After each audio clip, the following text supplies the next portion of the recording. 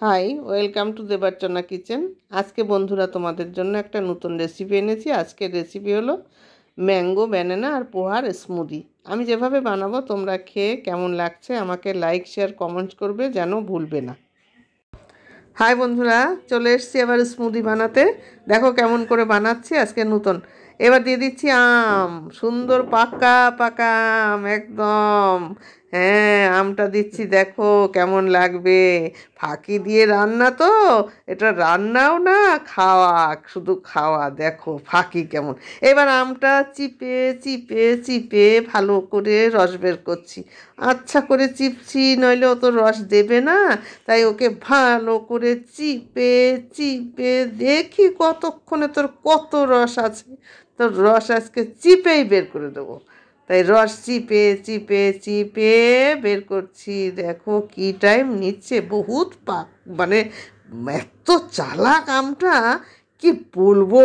ও চিপেই যাচ্ছে চিপেই যাচ্ছে, ও কিছুতেই ও পরিষ্কার হচ্ছে না। হ্যাঁ, এত বড় চালাক।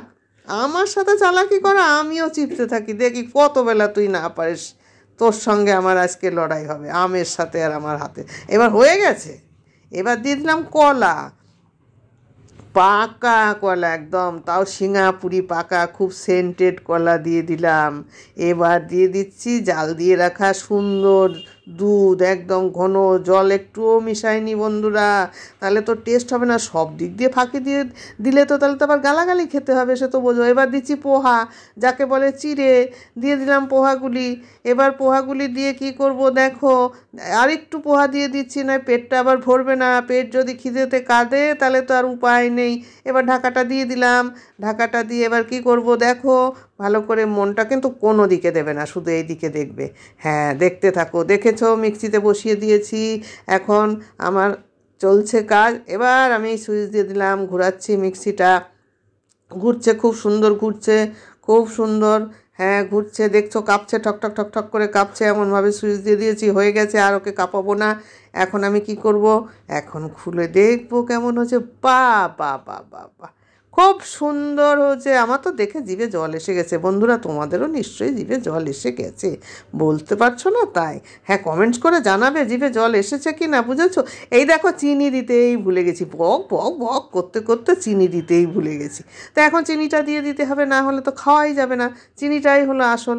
এবার চিনিটা দিয়ে আর একবার মিক্সিটা ঘুরিয়ে নেব, বুঝতে পেরেছো। আবার ভরভর ভরভর ভরভর ভরভর করে আবার ঘোরাবো। হ্যাঁ, দেখতে থাকো, চিনি দিয়েছি। দাঁড়াও, ঢাকনাটা দিয়ে দিলাম, দিয়ে আবার আগের মতো সুইচটা দিয়ে দেবো। এই দেখো আবার কাঁপা শুরু করবে, ওই দেখো কাঁপতে শুরু করেছে, কাঁপছে কাঁপছে কাঁপছে কাঁপছে। এই দেখো দেখো, কাঁপুনি উঠে গেছে, কাঁপুনি উঠে গেছে। ওর মধ্যে চিনি দিয়েছি তো, তাই কাঁপুনি উঠেছে। হ্যাঁ, হয়ে গেছে হয়ে গেছে, আর দেরি না। বাহ বাহ বাহ, কি সুন্দর স্মুদি হয়েছে। এই খেয়ে থাকা যায়, রান্না না করলেই চলে যায়। এই খেয়ে শুয়ে থাকো, বেড়াতে যাও, ঘুমাও, কোনো ব্যাপার নেই। বৃষ্টির দিনে তো আরও বেশি মজা। হ্যাঁ, তার মধ্যে আজকে আবার একাদশী, বুঝতে পেরেছো। আমরা তো আবার এই চিড়ে টিড়ে খাবো না, আমাদের একাদশীতে সাবু ভেজানো আছে, সাবু খাবো। এবার এর মধ্যে রেডি গ্লাসে ঢেলে নিয়েছি, দিয়ে দিচ্ছি অ্যালমন্ড, একটু থেতো করে নিয়েছি। এর মধ্যে তোমরা কিশমিশ দিতে পারো, কাজু দিতে পারো, তোমরা উপরে সরষে খেজুরও দিতে পারো। আমি দেইনি, অত কে দেয় বলো, আলিশি লাগে না, আলিশি লেগেছে, ওই জন্য পাচ্ছি না আর দিতে। যেভাবে পেরেছি দিয়েছি। এবার যেমন হবে তেমন খেয়ে যা বলবে বলবে, ঘরে গালাগালি দেয় দেবে, কিন্তু বন্ধুরা তোমরা আমাকে কিন্তু কমেন্টস করে